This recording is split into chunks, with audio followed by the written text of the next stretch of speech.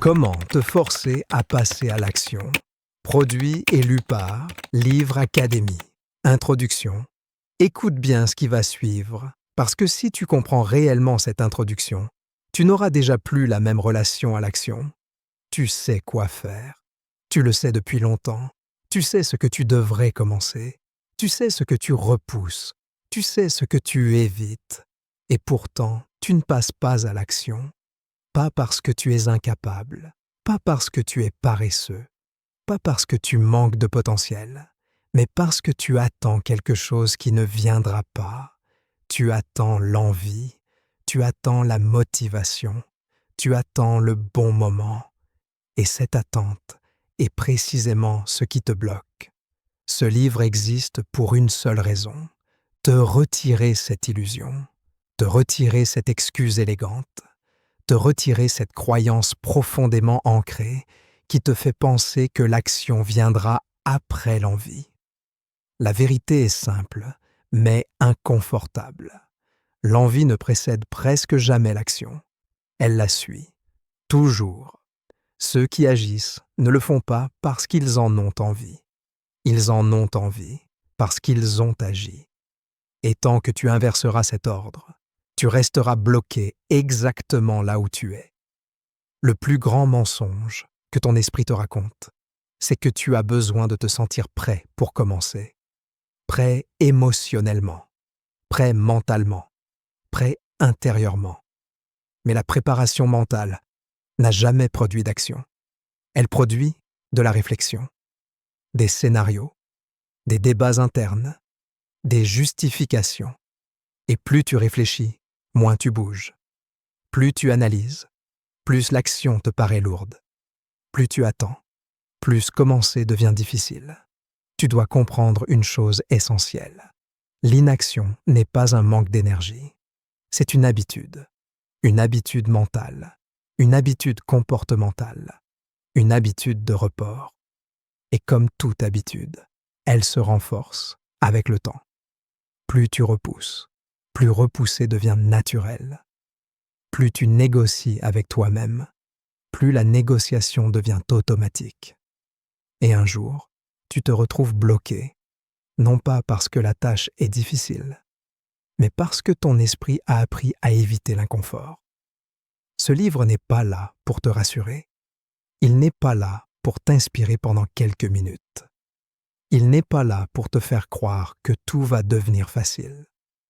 Il est là pour te confronter à une vérité que peu acceptent vraiment. Tu n'as pas un problème de motivation. Tu as un problème de décision. Tu n'as pas un problème d'envie. Tu as un problème de passage à l'action. Et ce problème n'a rien de mystérieux. Ton esprit cherche toujours la voie la plus confortable. Il cherche à éviter l'effort, l'incertitude, le risque, l'inconfort. Il est programmé pour ça.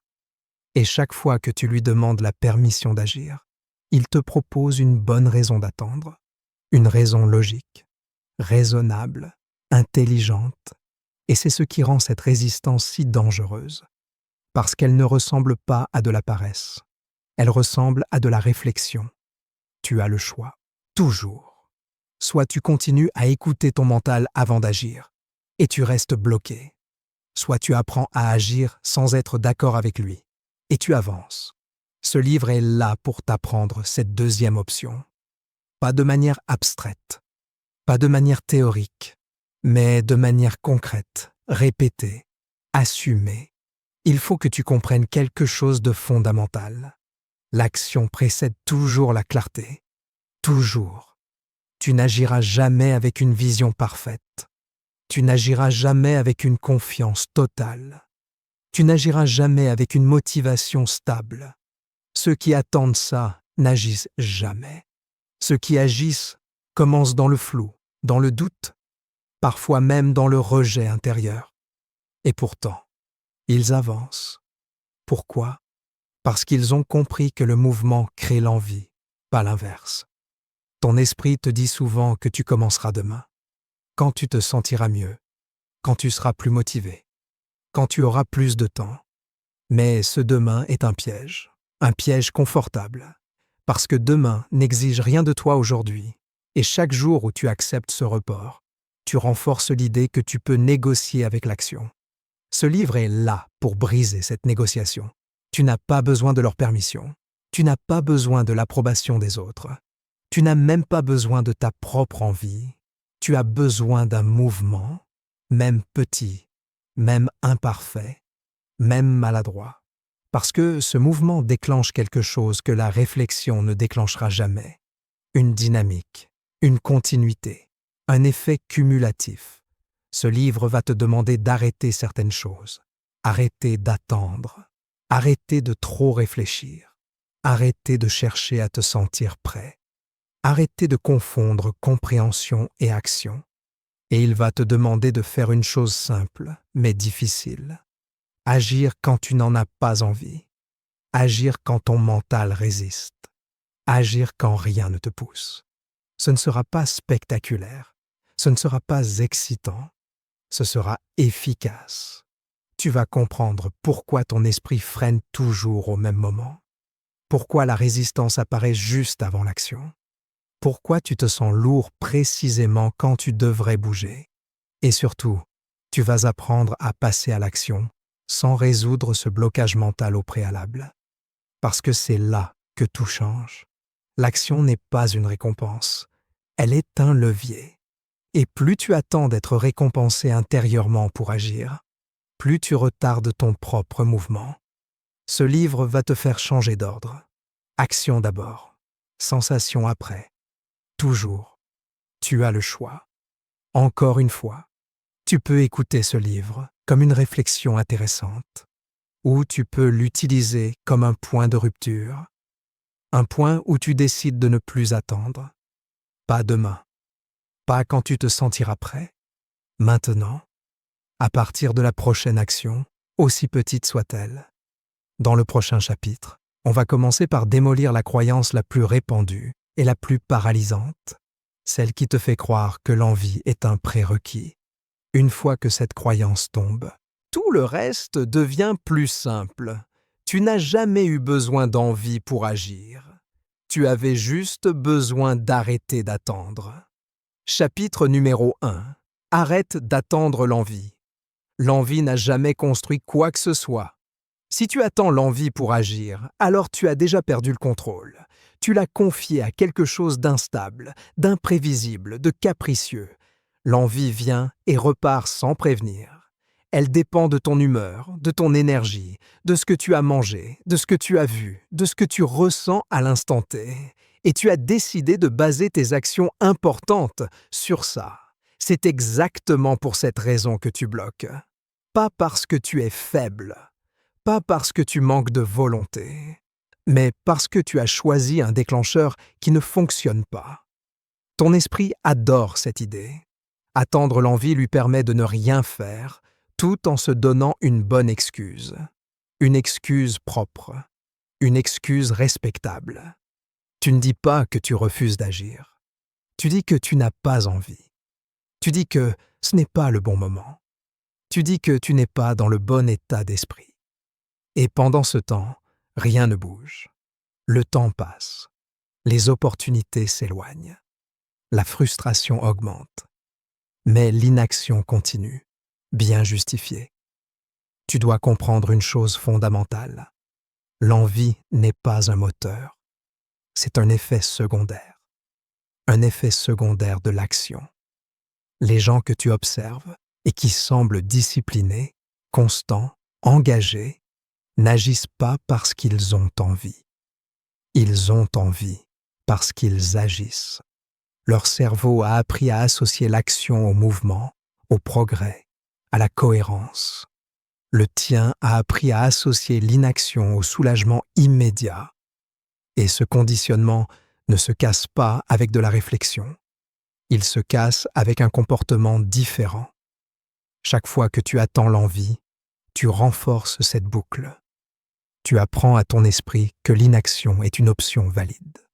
Tu lui montres que la moindre résistance intérieure suffit à arrêter le mouvement. Tu lui donnes le pouvoir. Et plus tu fais ça, plus la résistance arrive tôt. Au début, elle apparaît après quelques minutes. puis après quelques secondes, puis avant même que tu commences. Un jour, tu te sens bloqué sans même savoir pourquoi. En réalité, tu as simplement trop bien appris à ne pas agir. Tu as le choix, toujours. Soit tu continues à attendre un état émotionnel favorable, soit tu décides que l'action n'a plus besoin de ton envie pour exister. Et cette décision change tout.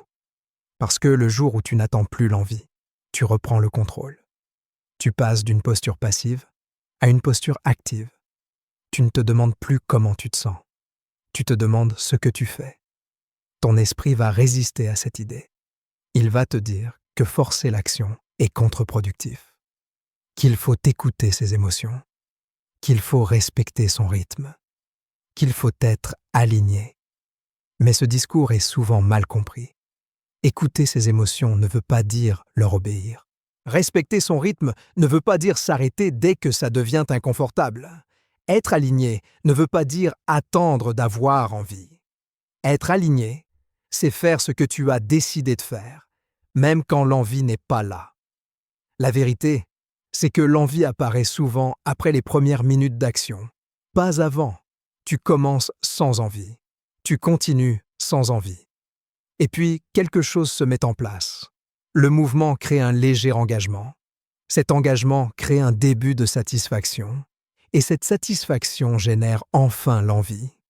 Mais si tu attends cette envie au départ, tu n'atteins jamais ce point. C'est la clé. Les personnes qui avancent ne sont pas plus motivées que toi. Elles sont simplement moins dépendantes de leurs états internes. Elles ont compris que l'action est un comportement, pas une émotion. Et un comportement peut être déclenché volontairement. Même quand tout en toi résiste, ton esprit te dira que tu risques de t'épuiser, que tu vas te forcer, que tu vas te brûler. Mais en réalité, ce qui épuise le plus, ce n'est pas l'action. C'est la lutte intérieure permanente. C'est cette discussion sans fin entre ce que tu sais que tu devrais faire et ce que tu fais réellement. Cette dissonance te vide bien plus que l'effort lui-même. Agir simplifie. Attendre complique. Tu dois arrêter de te demander si tu en as envie. Cette question est inutile. Elle n'a jamais produit d'action durable. Remplace-la par une autre. Est-ce que je le fais? Oui ou non? Et si la réponse est oui, alors fais-le sans attendre que ton esprit soit d'accord. Il s'alignera plus tard. Toujours. Tu n'as pas besoin de leur permission. Tu n'as pas besoin de ton envie. Tu as besoin d'un mouvement, même imparfait, même court, même maladroit. Ce mouvement casse la boucle. Il en crée une autre. Une boucle où l'action précède la sensation, où tu avances sans te poser 1000 questions, où tu redeviens acteur. Au début, ce sera inconfortable.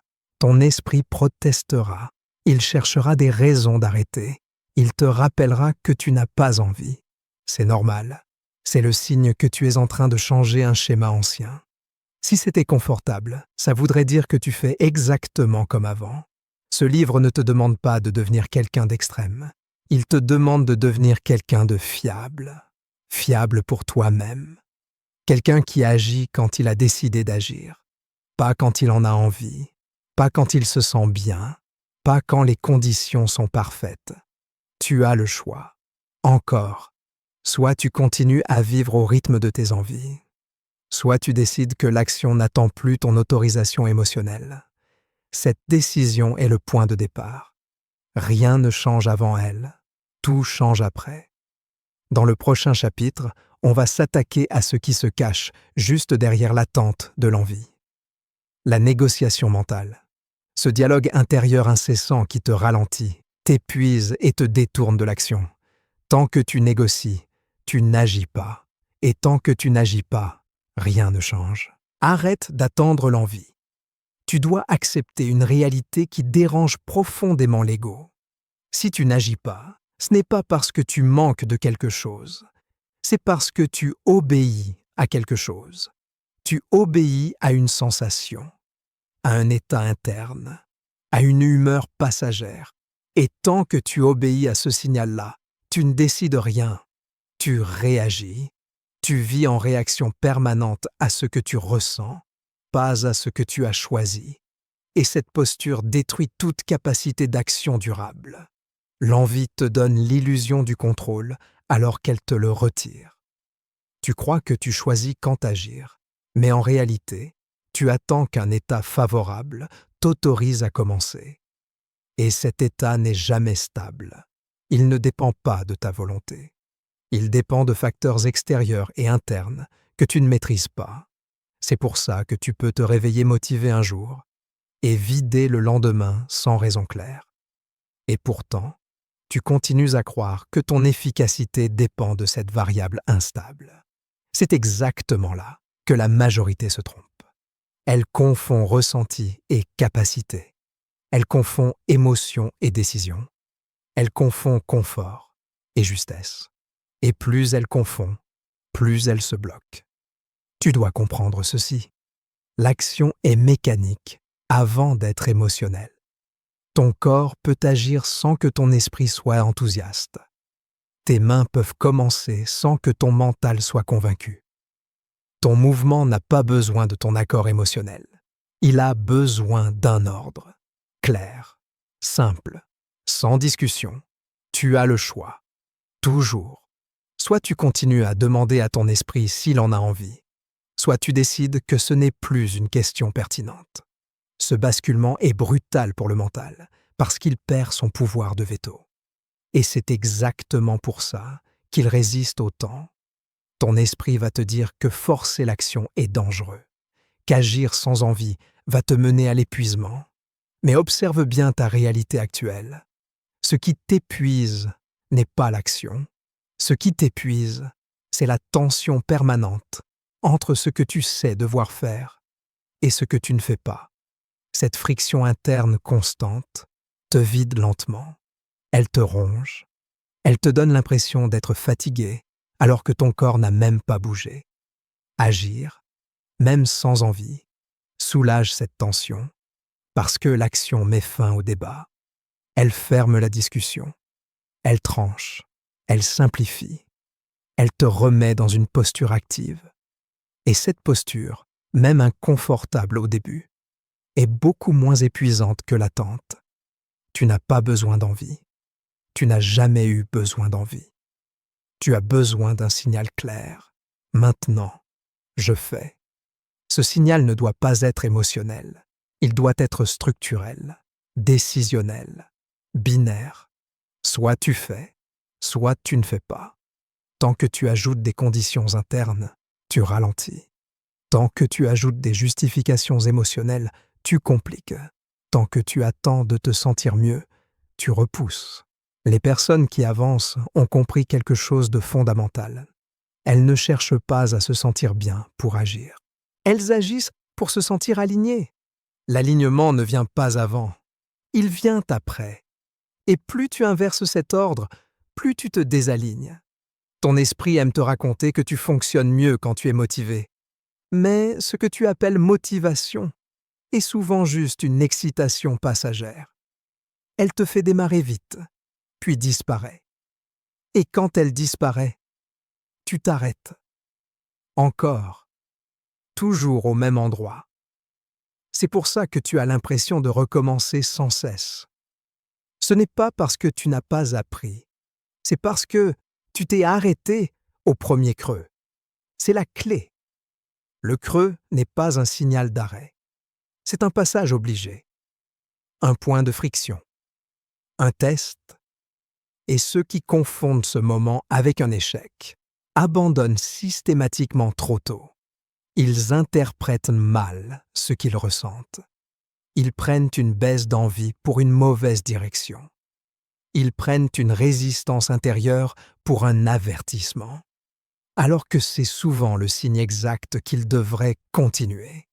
Tu dois arrêter d'écouter ton envie comme un indicateur fiable. Elle ne l'a jamais été. Elle ne le sera jamais. L'indicateur fiable, c'est la cohérence avec ce que tu as décidé à froid. Quand tu es calme, quand tu es lucide, quand tu n'es ni excité ni découragé, c'est là que tu décides. Et ensuite, tu exécutes. Peu importe ce que tu ressens après. Tu n'as pas besoin de leur permission. Tu n'as pas besoin de te sentir prêt. Tu n'as pas besoin d'être motivé. Tu as besoin d'obéir à ta décision passée, pas à ton état présent. C'est inconfortable. Oui, c'est dérangeant. Oui, mais c'est précisément ce qui sépare ceux qui avancent de ceux qui stagnent. Les premiers obéissent à une structure. Les seconds obéissent à une sensation. Et tant que tu obéis à une sensation, tu restes instable. Ce chapitre n'est pas là pour t'encourager. Il est là pour te libérer d'un faux prérequis, celui de l'envie. Le jour où tu arrêtes d'attendre d'avoir envie, tu récupères un pouvoir énorme, celui d'agir quand tu as décidé d'agir, pas quand ton esprit te l'autorise. Dans la prochaine partie, on va attaquer ce qui maintient encore cette attente en place. La négociation mentale. Ce dialogue intérieur qui te fait croire que réfléchir est utile, alors qu'il te ralentit. Tant que tu négocies, tu ne bouges pas. Et tant que tu ne bouges pas, rien ne change. Chapitre numéro 2. Arrête de négocier avec ton mental. Le mental discute. La discipline exécute. Tu peux avoir les meilleures idées du monde, les plus beaux objectifs, les plans les plus intelligents. Si tu négocies avec ton mental à chaque fois que tu dois agir, tu ne construiras rien, rien de stable, rien de durable, rien de sérieux. Parce que la négociation est un piège sophistiqué. Elle ne ressemble pas à de la paresse. Elle ne ressemble pas à un abandon. Elle ressemble à de la réflexion. Elle ressemble à de la prudence. Elle ressemble à de la stratégie. Et c'est précisément pour ça qu'elle est dangereuse. Elle te donne l'impression d'être responsable alors que tu es immobile. Elle te donne l'impression de progresser alors que tu repousses. Elle te donne l'impression d'être intelligent alors que tu évites. Le mental adore ça. Il adore ouvrir des débats. Il adore poser des conditions. Il adore ajouter des oui mais. Il adore réclamer du contexte, du timing, de la clarté, de l'énergie, de la motivation, du calme, un meilleur moment, plus de temps, une meilleure journée, une meilleure version de toi-même. Et le pire, c'est qu'il sait le faire avec élégance. Il ne te dit pas « ne fais pas ». Il te dit « pas maintenant ». Il ne te dit pas « tu fuis ». Il te dit « sois stratégique ». Et tu te laisses attraper parce que ça ressemble à une décision mature. Mais au fond, c'est une fuite polie, une fuite sophistiquée. Tu dois entendre ça clairement. Si tu laisses ton mental décider quand tu passes à l'action, tu passeras à l'action rarement. Parce que ton mental n'est pas conçu pour te faire avancer. Il est conçu pour te protéger. Et il se protège en évitant l'inconfort. L'inconfort de commencer. L'inconfort de ne pas être prêt. L'inconfort de ne pas savoir si ça va marcher. L'inconfort d'être jugé. L'inconfort de faire imparfaitement. L'inconfort de te confronter à ta propre responsabilité. Donc, il négocie. Il te propose une sortie. Et si tu acceptes cette sortie une fois, tu l'acceptes plus facilement la fois suivante. Et si tu l'acceptes souvent, ça devient ta manière normale de vivre. Tu vis en négociation permanente avec toi-même. Tu vis dans un tribunal intérieur. Et chaque jour, ton mental plaide pour l'inaction, avec des arguments nouveaux, variés, crédibles. Et toi, tu te fatigues, puis tu cèdes. Tu as le choix. Toujours.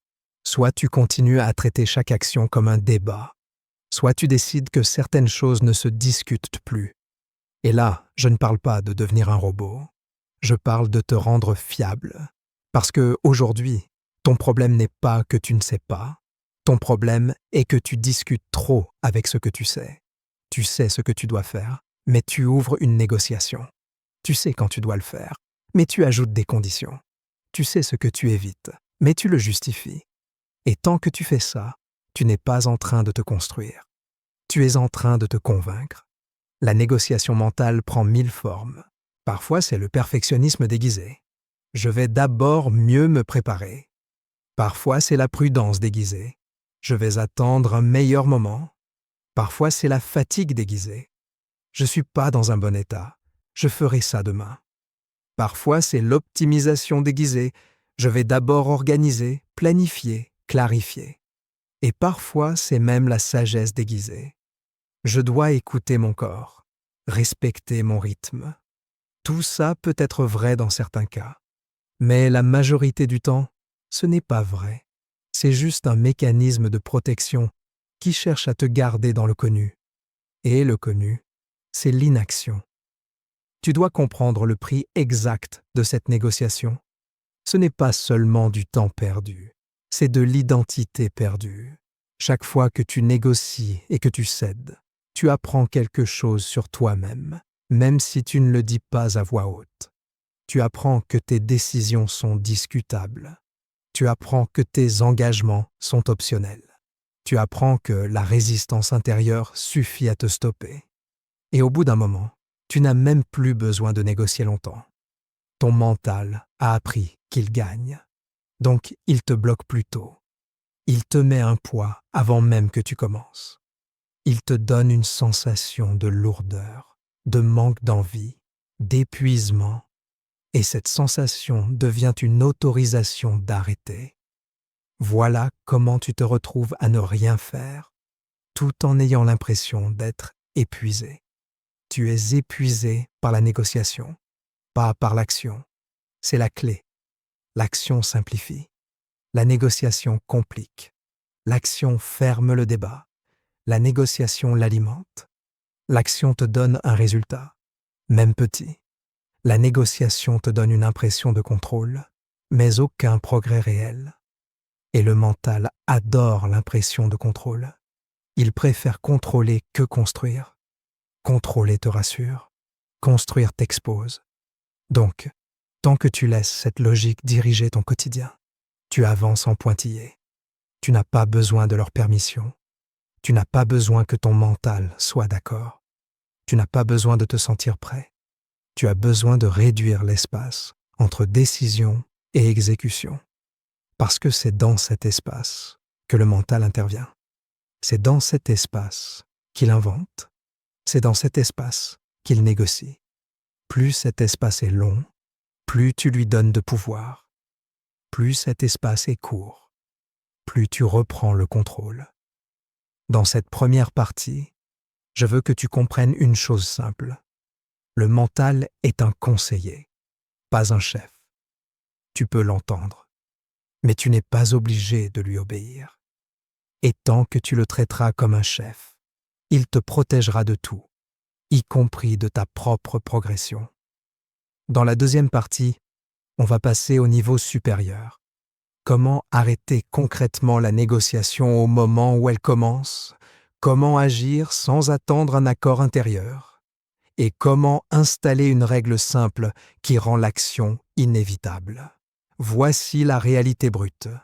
Tu ne gagneras pas en essayant de vaincre ton mental. Tu ne gagneras pas en essayant de le convaincre. Tu ne gagneras pas en essayant de te sentir mieux avant d'agir. Tout ça, c'est encore une négociation. C'est encore un détour. La seule manière de reprendre le contrôle, c'est de changer la règle du jeu. Tant que tu crois que tu dois être aligné, motivé, prêt, confiant, serein pour agir, tu resteras dépendant. Dépendant d'états internes instables, dépendant de sensations qui fluctuent, dépendant d'un feu vert émotionnel qui arrive rarement au bon moment. Tu veux une règle simple, une règle efficace, une règle qui te libère. Tu agis d'abord, tu discutes après, tu bouges d'abord, tu penses ensuite, tu commences d'abord, tu ajustes ensuite. Parce que l'action crée l'alignement, pas l'inverse. Ton mental te vend l'idée qu'il faut clarifier avant de commencer. Mais la clarté vient en mouvement. Elle n'arrive pas dans l'immobilité. Dans l'immobilité, tu crées des scénarios. Dans l'immobilité, tu grossis les risques. Dans l'immobilité, tu exagères les obstacles. Dans l'immobilité, tu inventes des raisons. Et plus tu restes immobile, plus tu donnes du volume à tout ce qui te fait peur. Le mental, dans l'immobilité, devient un amplificateur. Il amplifie l'effort, il amplifie l'incertitude, il amplifie la difficulté. Et toi, tu confonds ce film intérieur avec la réalité. Alors tu n'agis pas, tu ne fuis pas une difficulté réelle, tu fuis une difficulté imaginée et amplifiée. Tu as le choix, toujours. Soit tu continues à croire ce film, soit tu le coupes avec une seule chose, le mouvement, parce que le mouvement est l'anti-négociation. Le mouvement ne débat pas, le mouvement fait. Il n'a pas besoin d'être parfait, il a besoin d'exister. Et dès qu'il existe, le mental perd une partie de son pouvoir, parce qu'il n'a plus le monopole de la situation. Il n'est plus le seul acteur, le corps est entré dans le jeu. Et quand le corps agit, le mental s'adapte. Il râle parfois, il proteste, il commente, mais il s'adapte, toujours. La plupart des gens font l'inverse. Ils attendent que le mental se calme pour agir. Ils attendent que l'angoisse parte. Ils attendent que l'envie revienne. Ils attendent que la clarté arrive. Ils attendent, ils attendent, ils attendent. Et pendant qu'ils attendent, le mental continue de parler. Il continue de construire des justifications. Il continue de compliquer. Et un jour, ils se disent « je suis comme ça ». Non, tu n'es pas comme ça. Tu as juste laissé la négociation devenir ta norme. Tu dois installer une règle intérieure non négociable. Quand tu as décidé, tu exécutes un premier pas immédiatement. Pas un grand pas, un premier pas, quelque chose de concret, de visible, de réel, que ton corps peut faire là, maintenant. Parce que ce premier pas casse la boucle. Il ne résout pas tout. Il ne termine pas le travail. Mais il casse la négociation. Il prouve que la décision est réelle. Il envoie un signal à ton cerveau. On ne discute plus, on bouge. Et ce signal, répété, devient une identité. Tu deviens quelqu'un qui agit avant de réfléchir trop longtemps. Quelqu'un qui commence sans être prêt. Quelqu'un qui ne demande pas l'autorisation. C'est la clé. La discipline n'est pas de ne plus penser. La discipline, c'est de ne plus obéir à toutes tes pensées. La discipline, c'est de choisir une pensée directrice et de l'exécuter. La discipline, c'est de traiter l'action comme un rendez-vous, pas comme une option. La discipline, c'est de comprendre que l'accord intérieur est un luxe, pas un prérequis. Tu n'as pas besoin de leur permission. Tu n'as pas besoin de te sentir motivé. Tu n'as pas besoin d'être certain. Tu as besoin d'un comportement stable. Et ce comportement stable se construit par une logique simple, décision courte, exécution rapide. Si tu laisses la décision s'étirer, le mental rentre dans la pièce et commence à meubler. Il apporte ses doutes, ses peurs, ses scénarios. C'est « oui, mais ». Il transforme une action simple en montagne. Et toi, tu te décourages avant même d'avoir commencé. Il y a une phrase que tu dois accepter, même si elle dérange ton ego. Parfois, tu n'as pas besoin de plus de compréhension. Tu as besoin de moins de discussion. Tu as besoin d'une exécution froide. Tu as besoin de faire la chose même si elle ne te fait rien, même si elle ne te motive pas, même si elle ne te rassure pas. Parce que ce n'est pas la sensation qui compte, c'est l'accumulation. Et l'accumulation ne se construit pas avec des débats internes. Elle se construit avec des répétitions. Ce chapitre se termine sur une vérité qui doit rester dans ta tête, comme un ordre simple. Chaque fois que tu commences à négocier, tu dois comprendre que tu es en train de perdre du temps et de l'énergie. La négociation n'est pas un outil de performance, c'est une porte de sortie. Et ton travail, à partir de maintenant, c'est de fermer cette porte. Pas avec des arguments, pas avec une longue réflexion, avec une action immédiate, même petite, parce que l'action est la seule réponse qui coupe le mental. Dans le prochain chapitre, on va attaquer la deuxième grande raison de l'inaction. celles qui restent même quand tu as coupé la négociation. Le besoin de bien faire, la peur de mal faire, l'obsession du contrôle. Cette croyance que, si tu ne peux pas faire parfaitement, alors autant ne pas faire. Et là encore, tu vas voir la même logique. Ce n'est pas la perfection qui crée le résultat, c'est la répétition imparfaite. Et quand tu comprends ça, tu redeviens libre. Chapitre numéro 3. Agissent mal, mais agissent. Ce n'est pas l'erreur qui te bloque, c'est l'attente de ne plus en faire. Il y a une autre illusion qui paralyse plus de gens que la peur, plus que le doute, plus que le manque de motivation. Cette illusion, c'est l'idée que tu dois bien faire pour agir. Que si tu ne peux pas faire correctement, autant ne pas faire du tout. Que si ce n'est pas propre, structuré, maîtrisé, parfait, alors ce n'est pas le bon moment. Cette croyance détruit plus de trajectoires que l'échec lui-même, parce qu'elle empêche même de commencer. Tu dois entendre ça clairement. L'action imparfaite est toujours supérieure à l'inaction parfaite. Toujours. Pas parfois. Pas dans certains cas. Toujours. Et pourtant, ton mental te pousse dans l'autre direction. Il te dit que mal faire est dangereux, que tu risques de perdre du temps, que tu risques de gâcher une opportunité, que tu risques d'être jugé, que tu risques de confirmer tes propres doutes. Alors il te propose une solution qui semble raisonnable.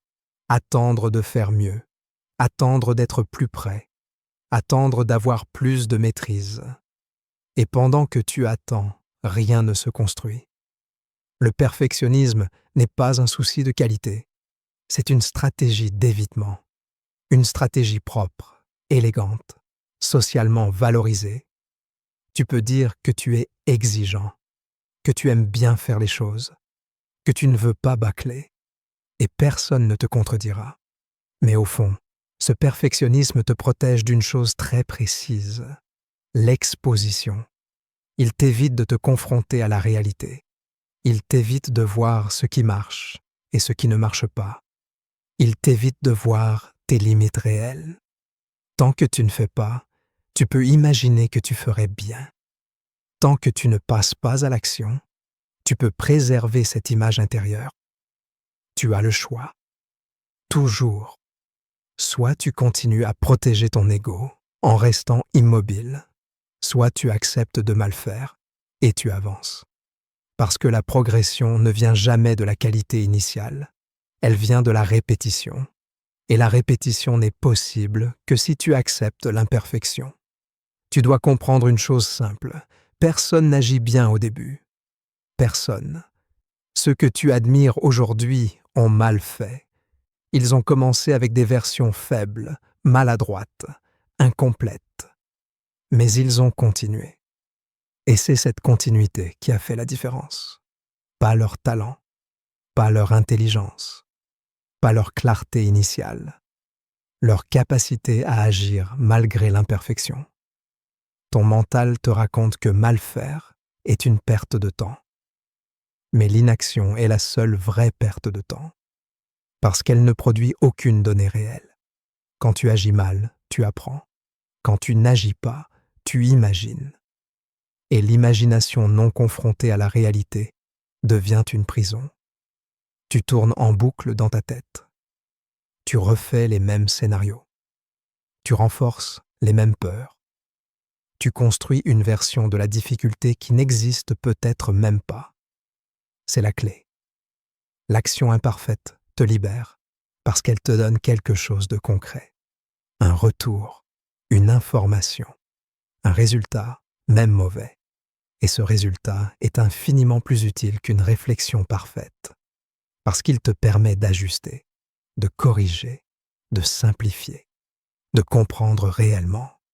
L'action crée la clarté. La clarté ne précède jamais l'action. Tu dois arrêter de confondre préparation et procrastination. La préparation est utile quand elle mène rapidement à l'exécution. La procrastination se déguise en préparation quand elle n'a pas de date de fin. Si tu prépares sans agir, tu n'es pas en train de travailler. Tu es en train de retarder. Ton esprit adore ça. Il adore te dire que tu n'es pas encore prêt, que tu peux faire mieux, que tu dois attendre d'avoir plus de compétences, plus de confiance, plus d'expérience.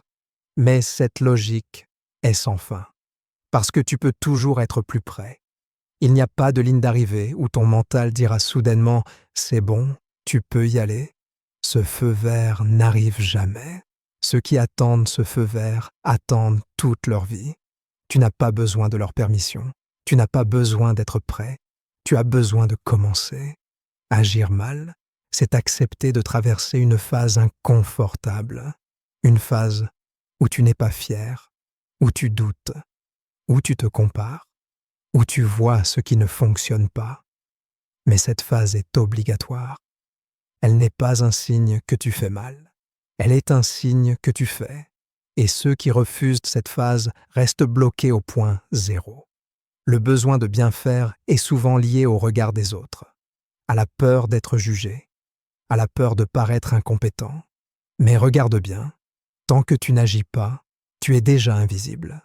Tu n'existes pas dans le réel. Tu n'es jugé par personne, mais tu n'as aucun impact. Agir mal te rend visible, certes, mais cette visibilité est le prix du progrès. Et ce prix est incomparablement plus bas que celui de l'inaction prolongée. Tu dois accepter de produire quelque chose de moyen pour pouvoir produire quelque chose de solide plus tard. Il n'y a pas d'autre chemin. Le saut direct vers l'excellence n'existe pas. Il n'a jamais existé. Il n'existera jamais. Ceux qui semblent y arriver ont simplement caché ou oublié leur première version. Tu as le choix.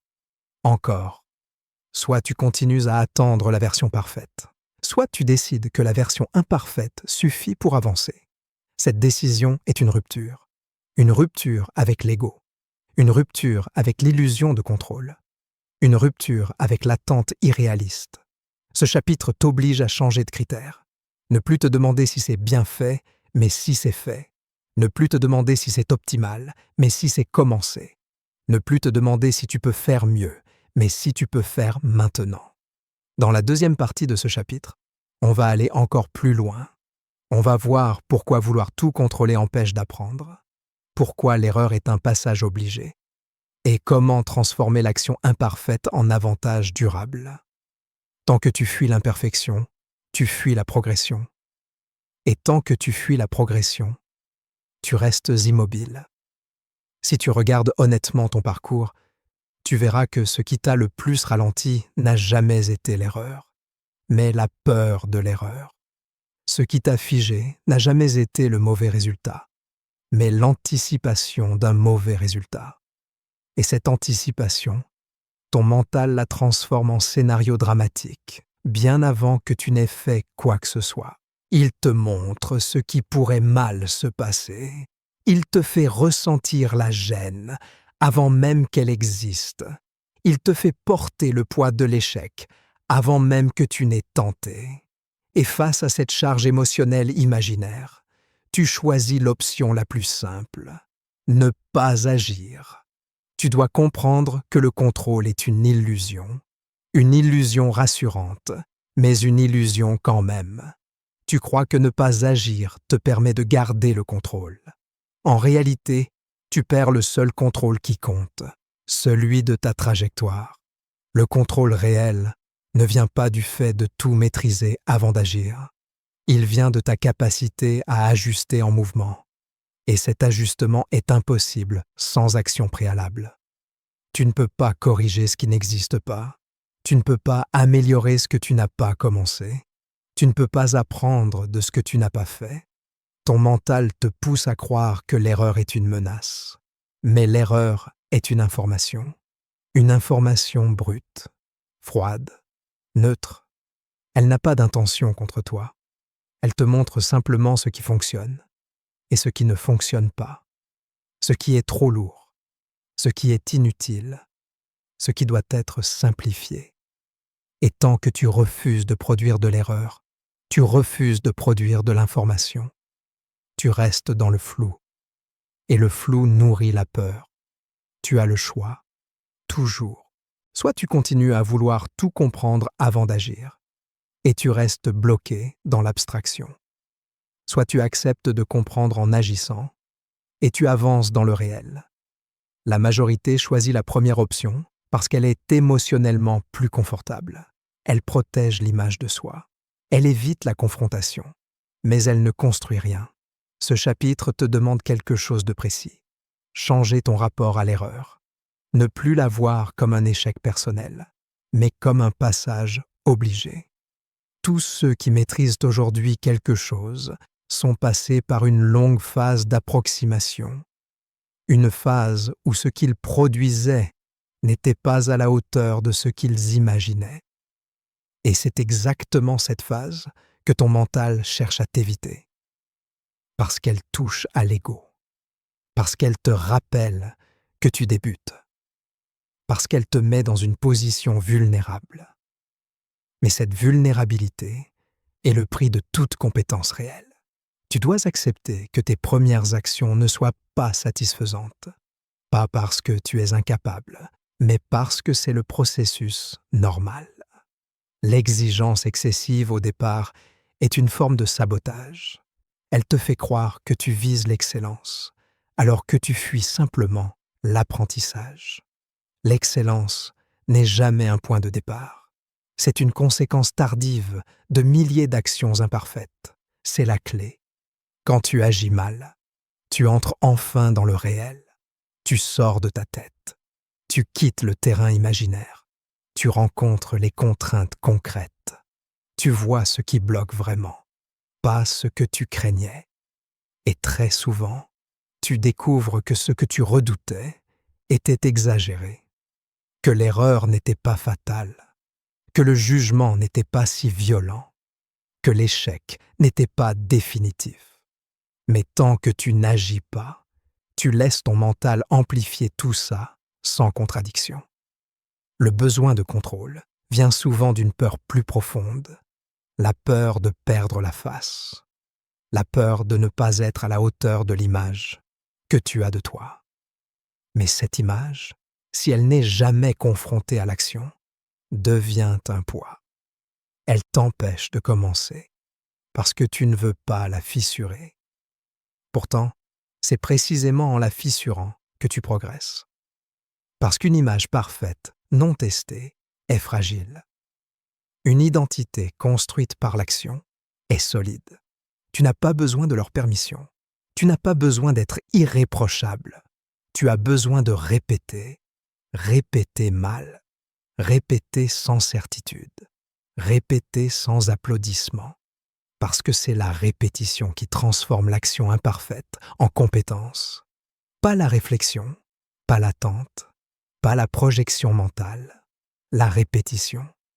Ton mental te dira que faire quelque chose de moyen n'est pas digne de toi, qu'il faut viser plus haut. Mais ce discours est trompeur. Ce n'est pas la médiocrité qui te bloque, c'est l'absence de production. Tu ne peux pas améliorer ce que tu refuses de produire. Tu ne peux pas élever ce que tu n'as jamais posé. Il faut que tu changes ton critère de réussite. Tant que tu te demandes si c'est bien fait, tu restes dépendant du jugement. Tant que tu te demandes si c'est assez bon, tu restes dépendant de la validation. Mais si tu te demandes seulement si tu as agi aujourd'hui, alors tu reprends le contrôle. Tu passes d'une logique de résultat à une logique de comportement. Et cette logique est beaucoup plus puissante sur le long terme. Tu dois comprendre que la progression est rarement spectaculaire. Elle est souvent invisible au début. Elle se cache dans des ajustements minuscules, dans des erreurs répétées, dans des corrections lentes. Et ceux qui ne supportent pas cette lenteur abandonnent. Ils abandonnent parce qu'ils ne voient pas de récompense immédiate. Parce qu'ils confondent inconfort et échec. Parce qu'ils n'ont pas appris à rester dans une phase imparfaite. Tu as le choix. Encore. Soit tu continues à attendre d'être excellent pour agir, soit tu acceptes d'être mauvais pour devenir solide. Cette acceptation est une libération. Elle enlève une pression énorme. Elle te permet de commencer sans te juger. Elle te permet d'agir sans te comparer. Elle te permet de construire sans te détruire intérieurement. Ce chapitre se termine sur une vérité simple, mais exigeante. Ce n'est pas la qualité initiale qui compte, c'est la continuité. Et la continuité n'existe que si tu acceptes l'imperfection. Tant que tu refuses de mal faire, tu refuses de faire. Et tant que tu refuses de faire, rien ne change. Chapitre numéro 4. Transforme l'action en habitude. Ce que tu fais une fois demande de l'effort. Ce que tu fais tous les jours devient une identité. Agir une fois ne change rien. Ou plutôt, agir une fois peut te donner l'illusion du changement, mais il ne transforme rien en profondeur. Ce qui transforme réellement une trajectoire, ce n'est jamais l'action isolée, c'est la répétition. Et c'est précisément là que la majorité échoue. Pas parce qu'elle est incapable d'agir, mais parce qu'elle est incapable de répéter sans émotion, sans excitation, sans attente immédiate de résultat. Elle agit quand elle se sent portée, puis elle s'arrête quand cette sensation disparaît. Et comme toute sensation disparaît, l'action disparaît avec elle. Tu dois comprendre une chose essentielle. Tant que l'action reste un événement, elle reste fragile. Tant qu'elle dépend de ta volonté du jour, de ton énergie du moment, de ton humeur passagère, elle est instable. Elle peut exister aujourd'hui et disparaître demain. Et une action instable ne construit rien. Elle donne parfois un petit élan, mais jamais une structure. La différence entre ceux qui avancent et ceux qui stagnent ne se joue pas sur la capacité à agir. Elle se joue sur la capacité à rendre l'action banale, ordinaire, presque ennuyeuse. Ceux qui progressent n'attendent pas que l'action soit inspirante. Ils la rendent routinière. Ils la font entrer dans leur quotidien comme quelque chose qui ne se discute plus, comme quelque chose qui se fait. Point. Tu as le choix. Toujours. Soit tu continues à traiter l'action comme un effort ponctuel, soit tu décides de la transformer en habitude. Et ce choix est déterminant, parce qu'une habitude ne demande pas de courage. Elle ne demande pas de motivation. Elle ne demande pas d'envie. Elle demande juste une répétition suffisante pour que le cerveau cesse de la questionner. Ton mental déteste la répétition au début. Il la trouve lourde, monotone, peu gratifiante. Il préfère l'intensité, les grands élans, les changements spectaculaires. Mais ces élans s'épuisent vite.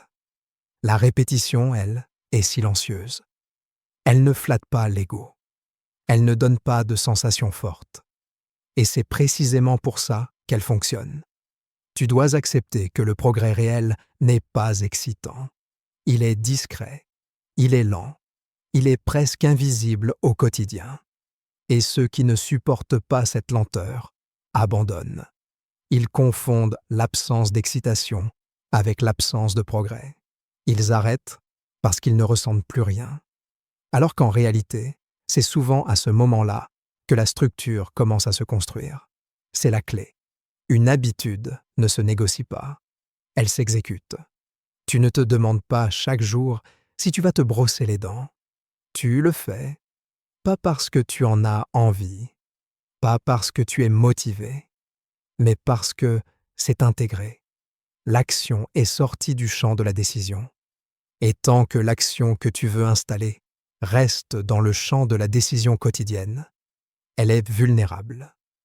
Ton erreur, jusqu'ici, a peut-être été de vouloir trop ressentir, trop comprendre, trop analyser chaque jour, alors que la discipline réelle consiste à enlever de l'émotion autour de l'action, à la rendre neutre, fonctionnelle, presque mécanique. Non pas pour devenir froid, mais pour devenir stable. Tu n'as pas besoin de leur permission. Tu n'as pas besoin de ressentir quelque chose.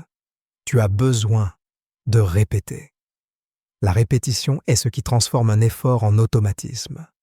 Et l'automatisme est ce qui te libère de la lutte intérieure. Plus tu répètes, moins tu débats. Plus tu répètes, moins tu hésites. Plus tu répètes, moins l'action te coûte. Et à un moment, sans que tu t'en rendes compte, l'action fait partie de toi. Elle devient normale. Et ce qui était difficile devient évident. Mais attention, une habitude ne se crée pas par magie. Elle se crée par une règle simple. Même quand tu n'as pas envie, tu fais quand même. Pas beaucoup, pas parfaitement. Mais tu fais. Tu maintiens la chaîne. Tu refuses la rupture. Parce que ce n'est pas l'intensité qui compte, c'est la continuité. Ton mental va te proposer des exceptions. Il va te dire qu'aujourd'hui, tu es fatigué, que ce n'est pas grave de sauter une fois, que tu reprendras demain. Et parfois, une exception est nécessaire. Mais le problème, c'est que ton mental adore transformer l'exception en habitude. Il adore élargir la brèche. Et si tu n'y fais pas attention, ce qui devait être ponctuel devient la norme. Tu dois apprendre à protéger la continuité plus que la performance. Mieux vaut une action faible que pas d'action du tout. Mieux vaut maintenir le geste que chercher à bien faire. Parce que la continuité entretient l'identité.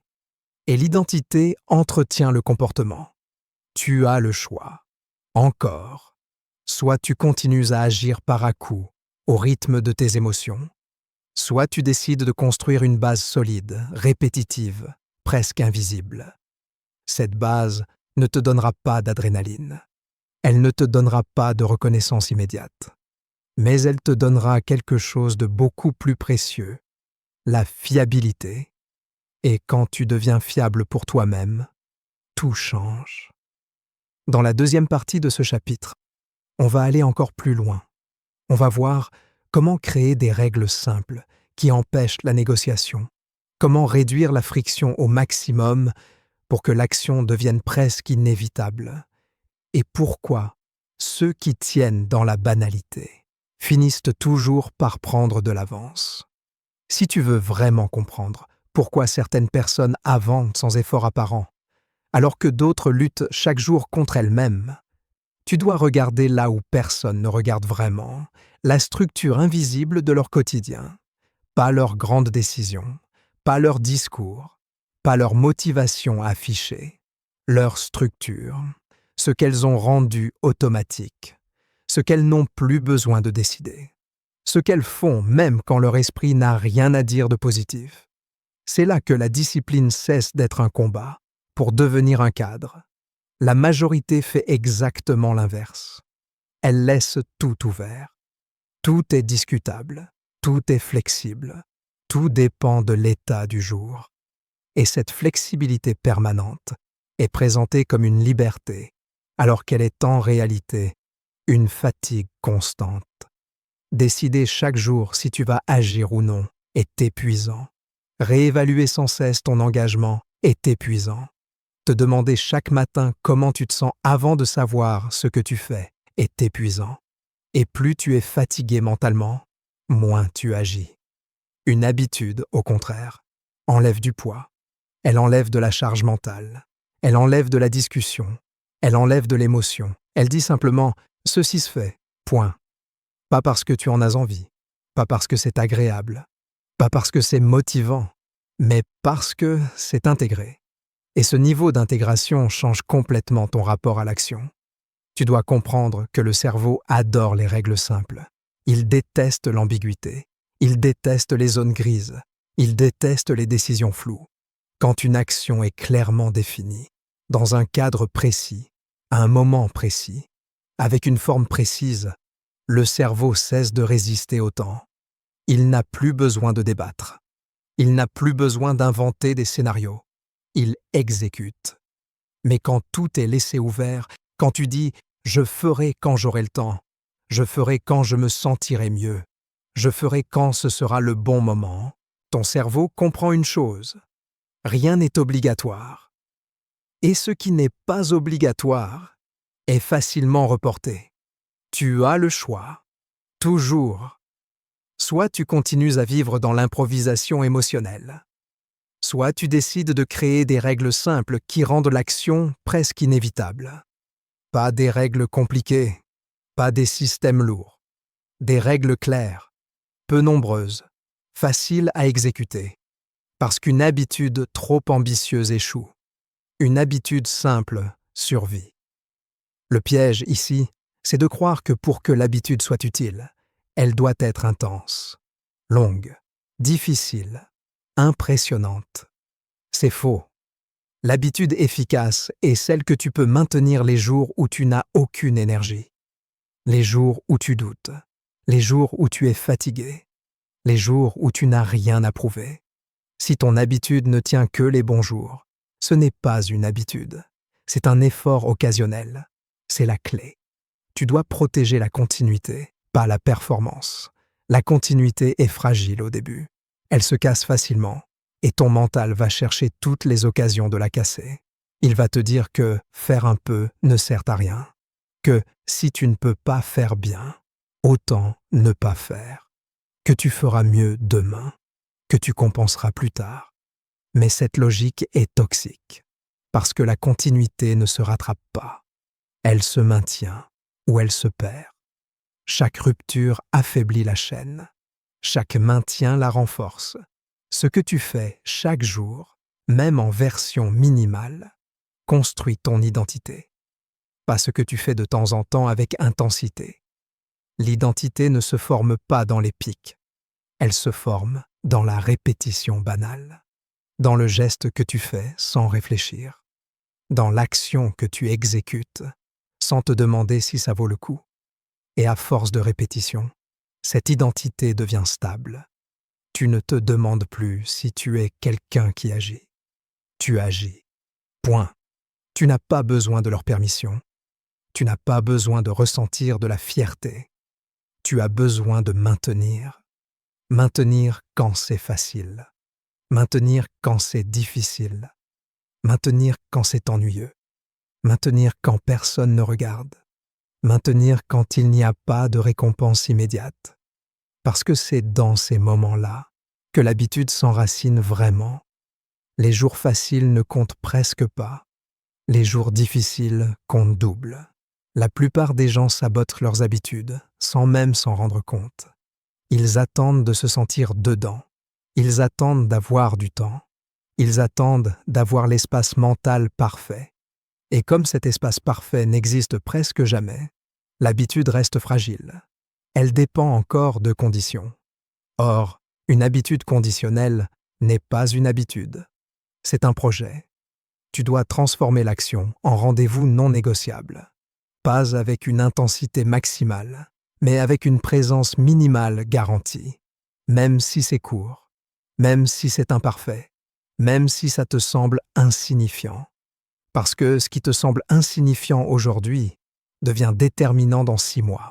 Et ce qui te semble insuffisant aujourd'hui devient une base solide dans 1 an.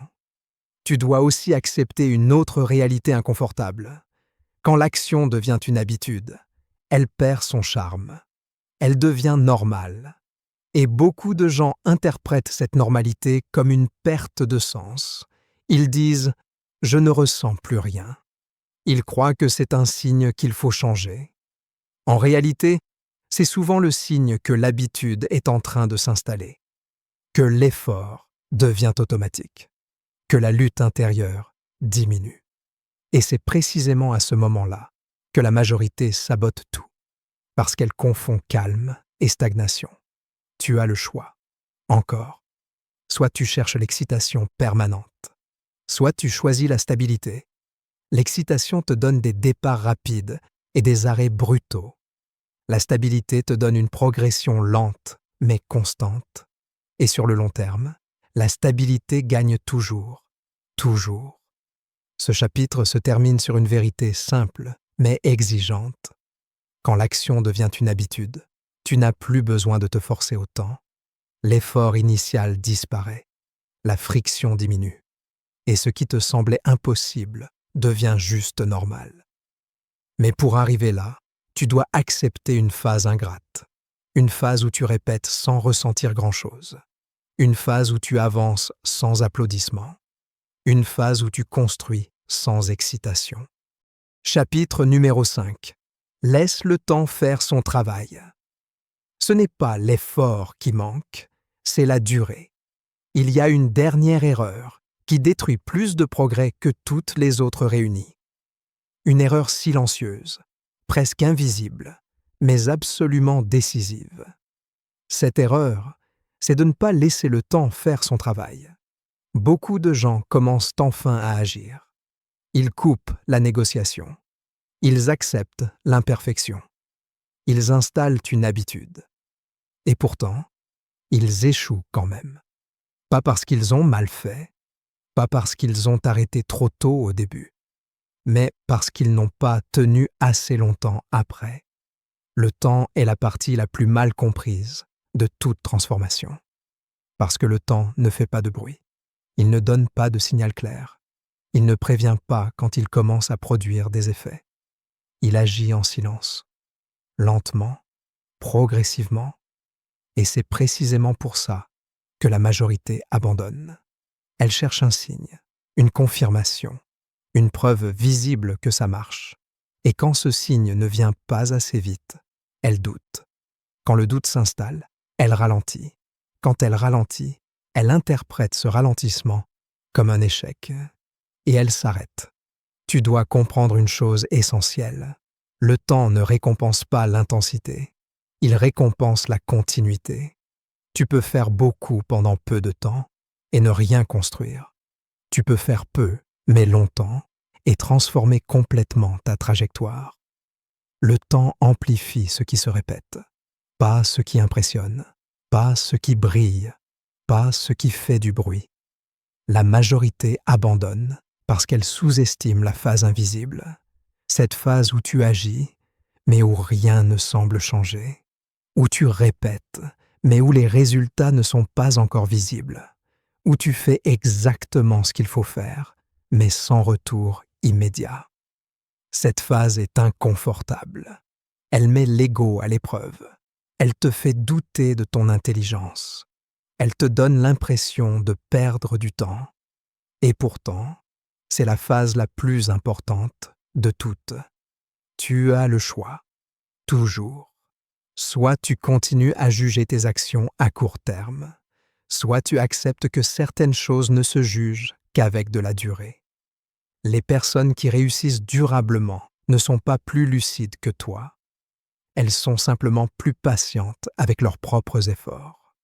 Elles ne confondent pas absence de résultats immédiats et erreur de direction. Elles savent que le temps a besoin de répétition pour produire quelque chose de solide. Ton mental déteste cette idée. Il veut du feedback rapide. Il veut des récompenses visibles. Il veut sentir que ça avance. Et quand il ne sent rien, il panique. Il te dit que tu te trompes, que tu devrais changer, que tu devrais essayer autre chose, que tu perds ton énergie. Et beaucoup l'écoutent.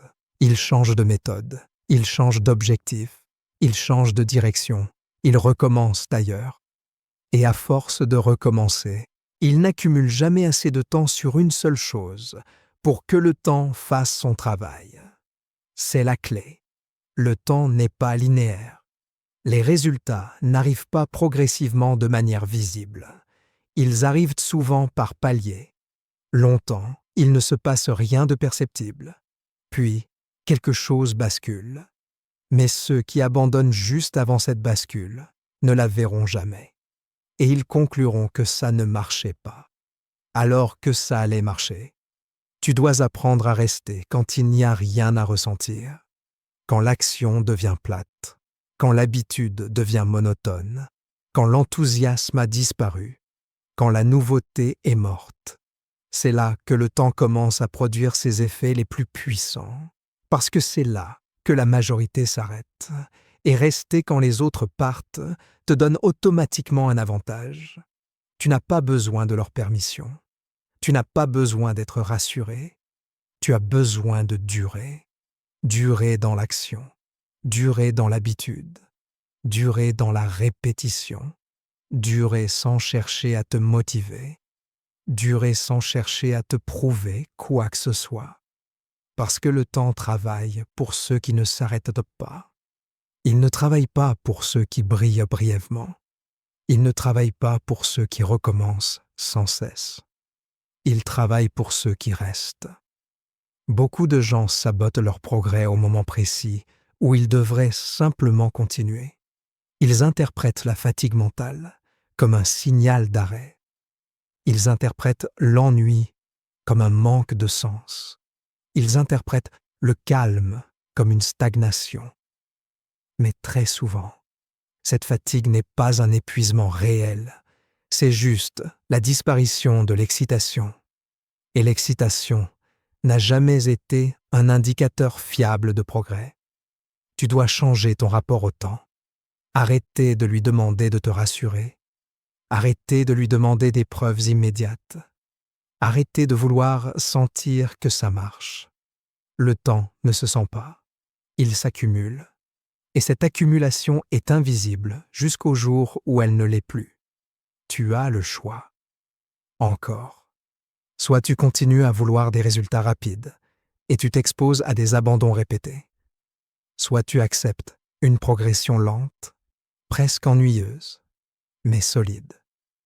Cette acceptation est une maturité que peu atteignent, parce qu'elle demande de renoncer au besoin de gratification immédiate.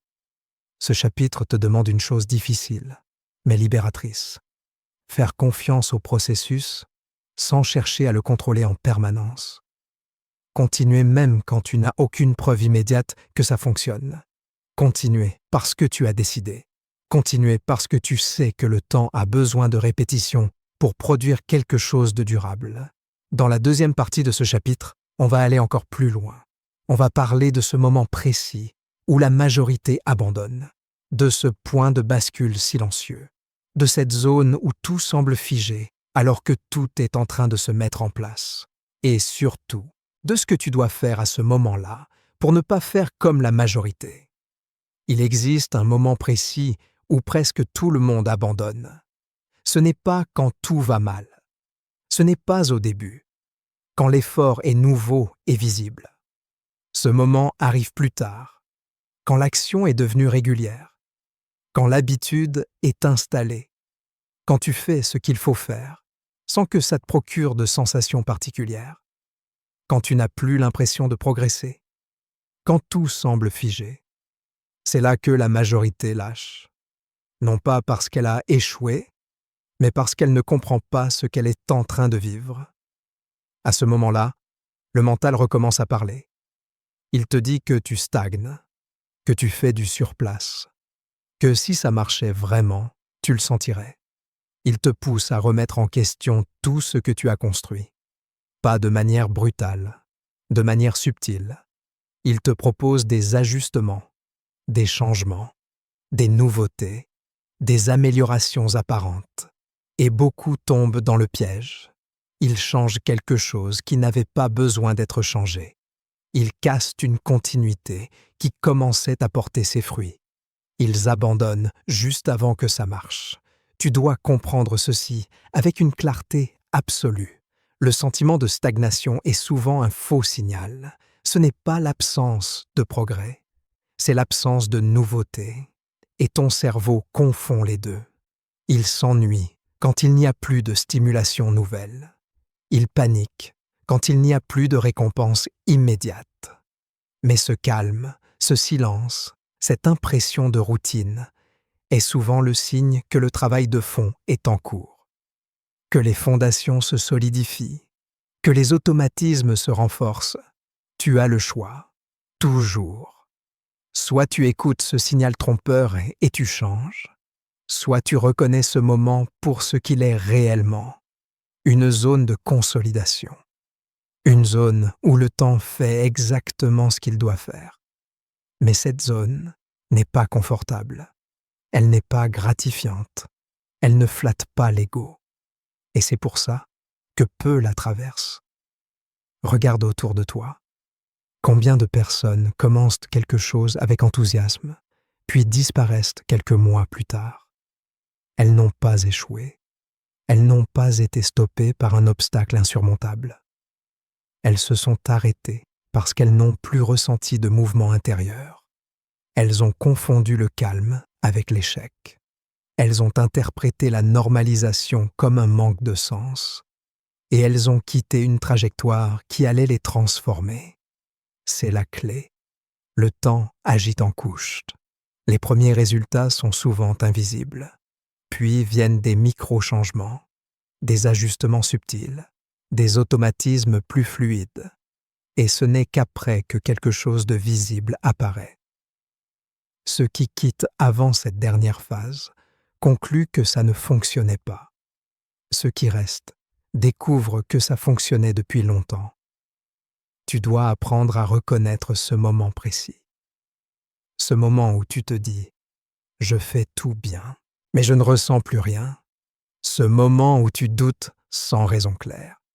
Ce moment où tu envisages de changer, non pas parce que quelque chose est cassé, mais parce que quelque chose est devenu normal. C'est exactement là que tu dois rester. Pas intensifier, pas bouleverser. Rester. Tu n'as pas besoin de leur permission.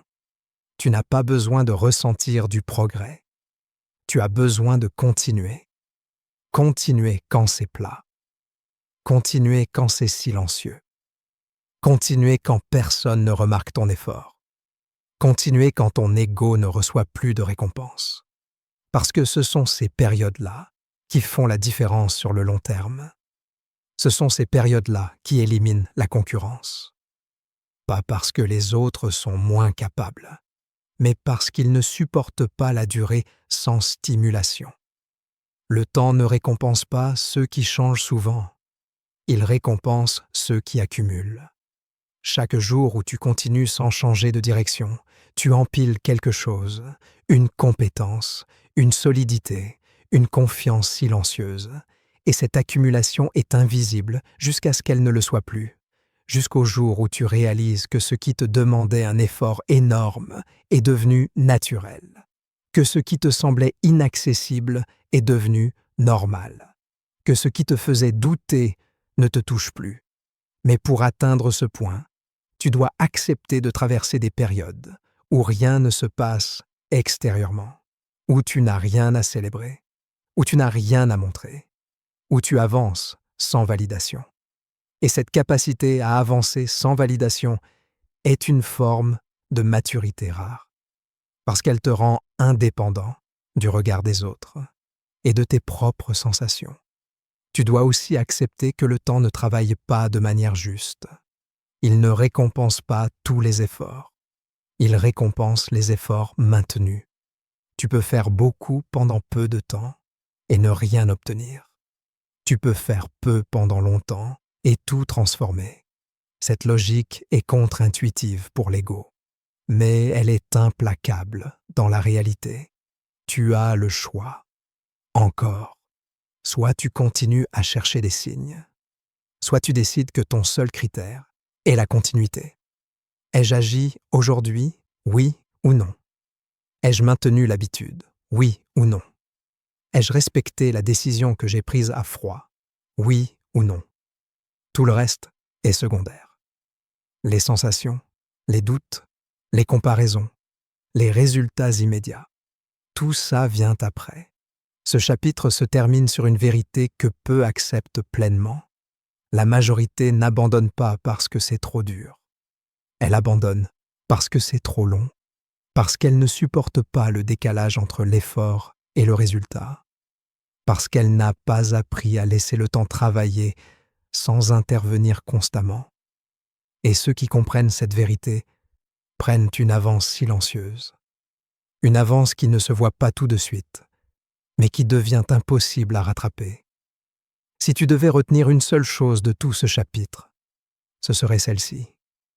Le temps est ton allié le plus puissant, mais seulement si tu ne le sabotes pas, seulement si tu ne changes pas de direction trop tôt, seulement si tu ne confonds pas l'ennui avec l'erreur, seulement si tu acceptes de rester quand tout en toi te dit de partir. Tu n'as pas besoin d'accélérer. Tu n'as pas besoin de te prouver quoi que ce soit. Tu as besoin de durer. C'est là que tout se joue. Conclusion, tu n'as plus d'excuses, seulement un choix. Si tu es arrivé jusqu'ici, alors quelque chose a déjà changé. Pas forcément dans ce que tu ressens, pas forcément dans ce que tu penses, mais dans ce que tu sais.